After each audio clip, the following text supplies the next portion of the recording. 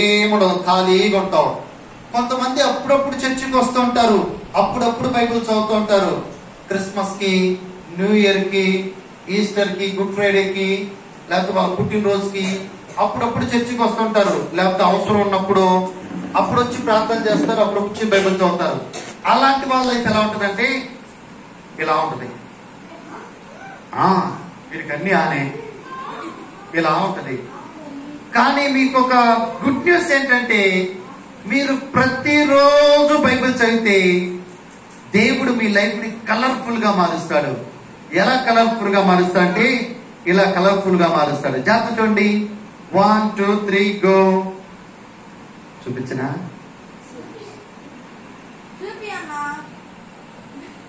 చూడన్నా, ఇలా కలర్ఫుల్ గా మారుస్తాడు. ఇలా కలర్ఫుల్ గా మారుస్తాడు. ఎంతమంది లైఫ్ కలర్ఫుల్ గా కావాలి? అయితే ప్రతిరోజు ఏం చదవాలి మనం? ఎంతమంది చదువుతారు బైబిల్?